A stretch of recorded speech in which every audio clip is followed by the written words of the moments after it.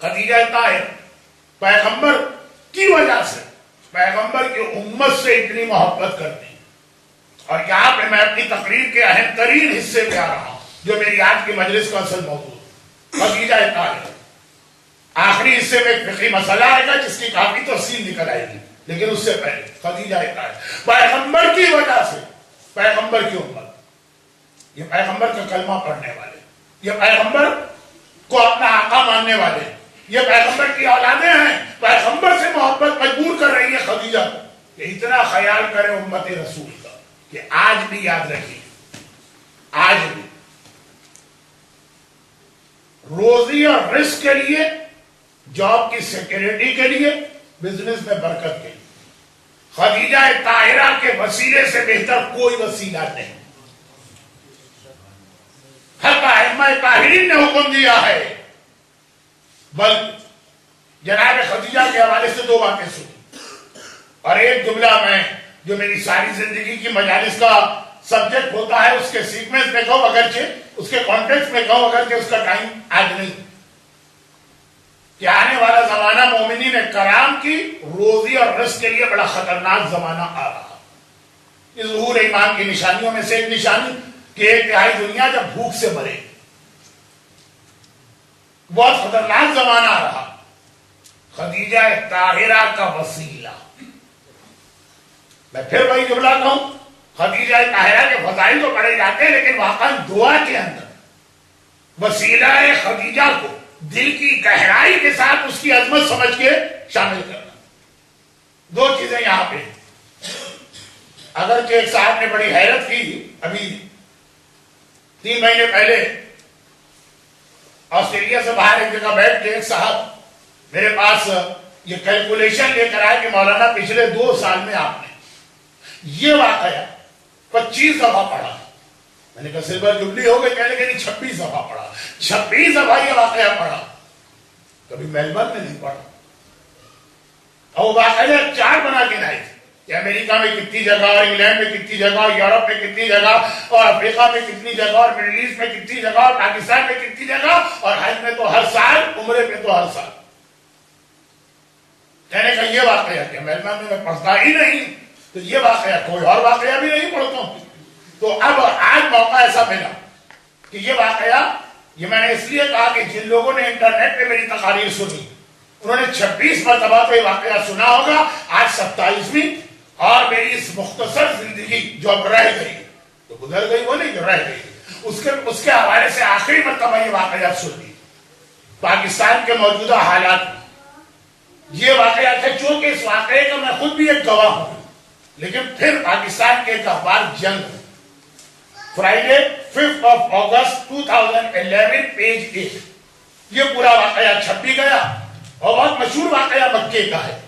لیکن میں اس وجہ سے بتا رہا ہوں کہ مکہ مکرمہ جانے والے لوگ بھی حج اور عمرے، خدیجہ طاہرہ کی 2 نشانیاں ایسی، ویسے تو کئی ہیں لیکن 2 بہت مشہور ایسی کہ حج اور عمرے پہ جانے والے بھی اس کو نظر انداز کر دیتے. آپ یہاں بیٹھے اور آپ یہاں بیٹھ کے کہیں کہ مولانا واقعہ سن بھی لیا، تو ہمیں یہ لگ رہا ہے کہ اس واقعے پر ہم فی الحال تو عمل نہیں کر سکتے، لیکن جو وہاں پہنچ جاتے ہیں تو میں نے کہا شاید اس واقعے کو سن کر میرا موضوع سے نہیں ہٹا. خدیجہ طاہرہ آج بھی امت رسول کے لیے اتنی ہی مہربان ہے جیسے ایک ماں کو اپنی اولاد پہ مہربان ہونا چاہیے، اور وہ صرف رسالت کی محبت میں کہ رسول کا کلمہ پڑھنے والے ہیں، یہ میرے محبوب کا کلمہ پڑھنے والے اور اس کے غلام ہیں. چنانچہ خدیجہ طاہرہ کا نام، اس کو استعمال کرنا سیکھیے اس نام کو. پہلے مختصر جلدی واقعہ بہت لمبا ہے، آپ یہ پرچہ دیکھ کر ہی گھبرا گئے ہوں گے، میں ذرا سی اس کی سمری کرتا ہوں. فرماتے ہیں کہ مکے سے خبر آئی ہے کہ ہمارا دوست امان اللہ انتقال کر گیا. امان اللہ کون؟ یہ 80s کا واقعہ لکھ رہے ہیں اور 80s سے میں حج پہ جا رہا ہوں، بلکہ اس سے بھی پہلے. امان اللہ برما کے رہنے والے تھے. فرسٹ ورلڈ وار کے بعد جب کمیونزم روس میں آیا تو روس کے مسلمان کو نکالا گیا، وہ مدینہ مکے میں آئے. وہاں کی حکومت، اس وقت کی حکومت نے نیشنلٹی، وہ لوگ آج بھی مکے میں بخاری کہلاتے ہیں. بہت سے بخاری پنجاب میں بھی ہیں، لیکن یہ جو بخاری مکے مدینے میں، یہ بخاری ہیں جو کمیونزم کے فوراً بعد بخارا سے نکلی. اور 70s جب برما میں کمیونزم ہے اور برما کے مسلمانوں پہ مظالم شروع جو آج ریپیٹ کیے جا رہے ہیں، تو 17 میں برما سے بہت سارے مسلمان مائگریشن لے کے پاکستان آئے. امان اللہ بھی ان میں سے. وہ پاکستان آئے. سعودی حکومت نے برما کے لوگوں کو اپنے ملک کا ویزا اور پھر نیشنلٹی. امان اللہ اپنے والد کے ساتھ مکے آ گئے. اس وقت امان اللہ کی عمر 13 سال کی تھی. وہ سونار کی ایک دکان میں ملازم ہو گئے. یہ دکان مروا پہاڑی کے پاس پرانا جو گولڈ مارکیٹ یا سرافہ بازار جسے اردو میں کہتے ہیں، وہ مروا پہاڑی کے بالکل سامنے تھا. آپ نے اپنے بزرگوں سے شاید سنا اپنے والد سے کہ جب میں گیا تھا آج پہ تمہاری ماں کو مروا کی طرف نہیں لے جاتا تھا. اتنی سونار کی دکانیں تھی کہ وہ تو چمٹ جاتی تھی کہ کعبہ بعد میں دیکھیں گے، پہلے یہ خریدنا. تو وہ پوری ایک بہت بڑی مارکیٹ تھی مروا، صفا اور مروا میں سے مروا پہاڑی کے ساتھ. وہاں یہ ملازم ہو گئے. مضمون لکھنے والے کہتے ہیں کہ میں نے یہ دکان خود دیکھی تھی. اب تو یہ بازار حرم کے صحن کا حصہ بن گیا. اور میں بھی یہ کہہ رہا ہوں کہ ہم نے یہ دکانیں خود بھی دیکھی تھی، اپنے قافلے کو یہاں شاپنگ بھی کروائی تھی. اور اب یہ پوری مارکیٹ سونار مارکیٹ حرم کا ایک حصہ بن گئی. آگے دیکھیں. امان اللہ کہتے ہیں کہ میری عمر 13 سال کی تھی تو میں جس دکان میں ملازم تھا، 13 سال کا بچہ وہاں کیا کام کرے گا؟ تو وہی جھاڑو لگا دی، چائے لے کے آ گیا، بس یہی کام. کراچی کی سلینگ لینگویج میں اس کو کہتے ہیں چھوٹے. چھوٹے ذرا ادھر تو آنا، چھوٹے ذرا وہ چائے تو بنانا، چھوٹے ذرا یہاں پہ پوچھا تو لگانا. میں یہ کام کر رہا تھا.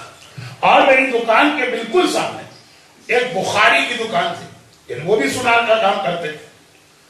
ایک دن اس نے مجھے بلایا اور اپنی دکان کے کونے کی طرف اشارہ کیا اور کہا کہ وہاں جاؤ، دیکھو وہاں کیا ہے. امان اللہ 13 سال کا بچہ وہاں گیا. وہ چیز البتہ ایک بڑی عجیب قسم کی خوشبو، ایک سینٹ، ایک پرفیوم، ایک فریگننس اس حصے پہ تھی.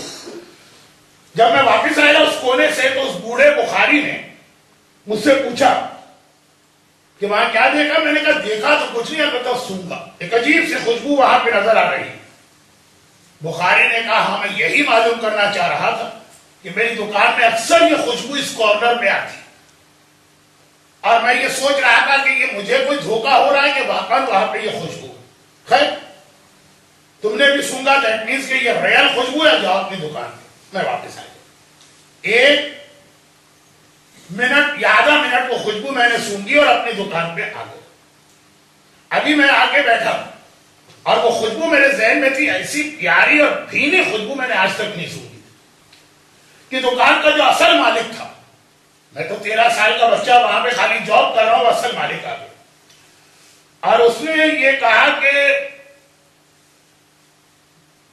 جس کو میں نے یہ دکان دی بھی تھی وہ جاب چھوڑ کے چلا گیا. آج سے دکان کا تو مالک ہے، یہ دکان تیری ہے اور اب اتنا کر کے اتنا پرسنٹ تیرا شیئر، اتنا پرسنٹ میرا شیئر. سونے کی دکان، اربوں کا سونا آپ نے دیکھا، کلو کے حساب سے ان کی عورتیں سونا پہنا کرتی ہیں. تو دیکھتے دیکھتے 13 سال کا بچہ کروڑ پتی بن گیا. اور یہ دکان، اس دکان کے اندر سونا بن کے آتا ہے ورک شاپ سے، وہ 3 کارخانے. اور یہ سب اب میں اس کا برابر سے آدھا مالک، میں آدھا مالک ہوا. اب وہ سوچتا ہے بچہ 13 سال کا ہے کہ ایک دم ہوا کیسے؟ بیٹھے بٹھائے کہ جھاڑو لگانے والا اور چائے بنانے والا اور صفائی کرنے والا بیٹھے بیٹھے یہ کیا ہوا؟ صرف ایک ہی چیز ذہن میں آتی ہے کہ خوشبو میں نے سونگی. فرماتے ہیں کہ اب کچھ عرصہ گزرا تو وہ بوڑھا میرے پاس آیا سر مالک، کہنے لگا کہ میرے بچے بڑے ہو گئے ہیں، وہ یہ سونار کا کام نہیں کرنا چاہتے بلکہ باہر نکل گئے. میرا بالکل آخری وقت تو جب میں 50-50 تھا وہ بھی ختم. اب پورے کا مالک میں تجھے بنا رہا ہوں، یہ دکان تیری، یہ 3 کارخانے تیرے، اور یہ اس کے اندر جو منو سونا، تولے یا گرام کے حساب سے نہیں، سیر یا کلو کے حساب سے نہیں، منو، یہ سارا کا سب تیرا ہے، تو جانے اور تیرا کام. فرماتے ہیں کہ پھر کچھ عرصہ گزرا. اب وہ غالباً یہ 88 کی بات ہے جب وہ پورا بازار توڑا گیا. ایکسٹینشن ہوا حرم کا، مروا پہاڑی کے قریب کی دکانیں توڑی گئی. اب جب وہ توڑا گیا تو حکومت نے ہر دکان کے مالک کو اس کی ایک دکان کے بدلے میں 2 دکانیں حرم کے سامنے دی. چنانچہ خانہ کعبہ کے حرم کے سامنے زمزم ہوٹل، ہلٹن ہوٹل، یہ سب جو ہیں اس میں اس کو 2 دکانیں سونے کی ملی. وہ جو ایک دکان بہت پرانی وہ ٹوٹی، اور بالکل پرائم لوکیشن جسے کہتے ہیں انٹرکون ہوٹل، ہلٹن ہوٹل، زمزم ہوٹل، یہ تینوں کے شاپنگ ایریا کروڑ پتی لوگ آتے ہیں وہاں. اس کو 2 دکانیں مل گئی. اب یہ کہہ رہا بلکہ 3 دکانیں ملی، تینوں شاپنگ ایریا میں الگ ہے. اب وہ دکانیں اس کے خرید کے توڑ دی گئی، پھر اور دکانیں توڑی گئی اور دکانیں، یہاں تک کہ اس کی دکان کے سامنے والی لائن جو آخری لائن تھی پھر حرم تھی، یعنی خانہ خدا صفا مروا. جب وہ آخری دکان توڑی گئی تو اس کے نیچے سے ایک مکان نکلا، اور وہ مکان تو بہت دور تک تھا لیکن اس میں ایک پلر آ رہا تھا ایک مکان. اب جب اس کو اور توڑا گیا اور توڑا گیا اور توڑا گیا تو پتا چلا کہ پورا فل فلیج ایک مکان وہاں پہ نظر آ رہا. اب معلومات شروع ہوئی کہ یہ مکان کس کا. میں نے بہت شارٹ کر دیا آپ کے ٹائم کو بچانے کے، اور پتا چلا کہ یہ مکان حضرت خدیجہ طاہرہ کا وہ مکان ہے جس سے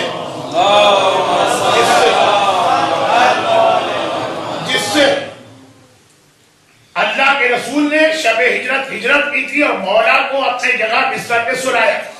یہ وہی مکان ہے جہاں جناب خدیجہ طاہرہ شادی کے بعد رسول خدا کو ریکویسٹ کر کے لائی تھی کہ عام طور پہ شادی ہوتی ہے تو دلہن شوہر کے گھر جاتی ہے. خدیجہ طاہرہ ہاتھ جوڑ کے ریکویسٹ کر کے پیغمبر کو لائی تھی کہ آپ کے چچا ابو طالب کی تو اور اولاد ہے لیکن میرا دل چاہتا ہے آپ میرے گھر آئیں. اور اس گھر میں اللہ کے رسول نے 28 سال گزارے. 25 سال خدیجہ کی زندگی. یہیں پہ جناب قاسم پیدا ہوئے، خدیجہ کے بڑے بیٹے، جس کی وجہ سے رسول ابو القاسم کہہ جاتے ہیں. یہیں پہ جناب قاسم کا انتقال ہوا. یہیں پہ شہزادی کونین کی ولادت ہوئی. یہیں سے مولا بستر پہ سوئے اور رسول کی ہجرت شروع ہوئی. اس مکان سے ایک ایسی خوشبو نکلی کہ جس 13 سال کے بچے کی ناک میں ایک مرتبہ یہ خوشبو گئی. معجزہ آنکھوں کے سامنے ہم دیکھ رہے ہیں. 2011 کے ماہ مبارک کے رمضان میں اس کا انتقال ہوا. ہم نے اپنی آنکھوں سے دیکھا کہ 13 سال کا بچہ 3 دکانوں کا مالک بنا، منوسونے کا مالک بنا، 3 کارخانوں کا مالک بنا، صرف اس لیے کہ خانہ خدیجہ میں ایک لمحے کے لیے اس کے قدم چلے گئے تھے اور وہ خوشبو اس کے ناک میں آ گئی تھی. آج بھی جناب خدیجہ طاہرہ کا مقام شیعہ اور سنی تمام علماء نے مل کے اپنی کتابوں میں لکھا ہے کہ اگر کوئی ایک سوال کرے کہ مکے خانہ کعبہ کے بعد سب سے افضل جگہ کون سی ہے تو تمام علماء اسلام شیعہ اور سنی مل کے کہتے ہیں کہ وہ جگہ حضرت خدیجہ طاہرہ کا گھر ہے جو کعبے کے بعد افضل ترین جگہ ہے. اگر کبھی آپ کو حج پر جانے کا موقع ملے اور انشاءاللہ ملے گا، اور اگر کبھی عمرے پہ جانے کا موقع ملے اور ملے گا تو آپ حرم کی زیارت ضرور کریں، خانہ کعبہ کے طواف کریں، مگر کسی جاننے والے سے پتہ پوچھتے ہوئے اس جگہ پہنچ جائیے جہاں پہ یہ دکانیں تھیں جسے توڑ کے اب ایک میدان بنایا گیا ہے، گراؤنڈ. رات کے وقت لوگ کارپیٹ بچھا کے یا ویسے ہی زمین پہ بیٹھ کے ساری رات عبادت کرتے ہیں. اس کا وہ لوکیشن معلوم کیجئے گا وہ کون سی جگہ جہاں حضرت خدیجہ کا مکان تھا.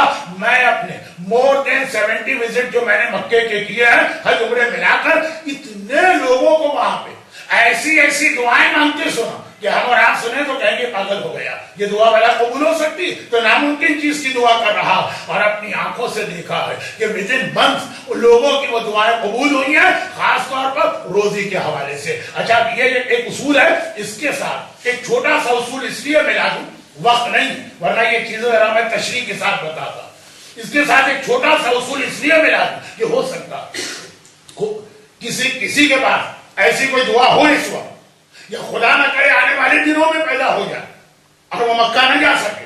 مسلم ابن عقیل نے ایک اصول ہمیں دیا تھا اپنی شہادت کے موقع پر، لیکن عام اصول یہ کسی سے ملے اس کو دیکھو تو سلام کرو. مسلم حسین سے بہت دور سے دارالامارہ کی چھت پہ کھڑے ہیں، ابن زیاد کا جلاد تلوار لے کے آگے بڑھ رہا، مسلم کی گردن اڑانے والا. مسلم آقا حسین کے سامنے اس وقت نہیں پہنچ سکتے ہیں لیکن جہاں کھڑے ہیں وہیں سے کھڑے ہو کے کہا السلام علیکم یا ابا عبداللہ. حسین جہاں بیٹھے تھے حسین اپنی جگہ سے کھڑے ہوئے کوفے کا رخ کیا وعلیک السلام یا اخی وابن عمی وثقتی ومعتمدی، اے مسلم تم کہیں سے مجھے سلام کرو، تمہارا سلام میں دیکھتا بھی، تمہیں میں دیکھتا بھی ہوں، تمہارے سلام کو سنتا بھی ہوں، تمہیں جواب بھی دیتا ہوں۔ تو جب مجبوریاں آپ کو دور کر دیں تو مسلم کے واقعے نے بتایا کہ تم اور ہم اور آپ مجبور ہو سکیں گے مگر آقا حسین مجبور نہیں ہے، مگر خدیجہ طاہرہ مجبور نہیں ہے۔ تو جب ممکن ہو تو وہاں جا کے دعا مانگیے، جب مشکل نظر آ رہا ہو دنیا کے جس کونے میں ہو وہاں بیٹھ کر نام خدیجہ، وسیلہ خدیجہ اور دل کی گہرائی سے عظمت خدیجہ کو سمجھ کے دعا مانگیے گا، پھر آپ دیکھیے گا کہ کم از کم روزی کے حوالے سے تو دعا اتنے جلد قبول ہوتی ہے۔ اگر میں نے تو اس کے علاوہ ایسے مسائل کو حل ہوتا دیکھا، ایسے مسائل کہ جہاں بالکل یقینی بات ایڈس کا مریض ہے، آخری اسٹیج میں ہے، اس کی ماں تڑپ کے آئی ہے، ماں دعا مانگتی ہے، واپس جا کے پتہ چلا کہ بیماری ختم ہو گئی ہے۔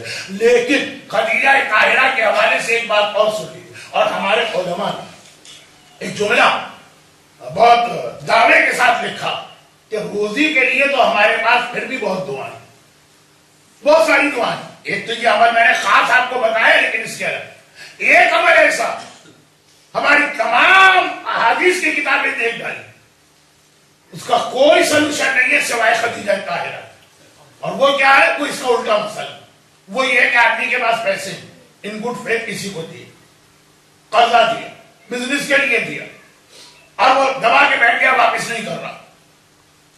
ایک تو ہے کہ آدمی خود غربت میں، ایک ہے کہ نہیں غربت نہیں تھی، کسی مومن کی مدد کے اعتبار سے چلے، اپنے فائدے کے اعتبار سے، لیکن حلال اور جائز طریقے سے۔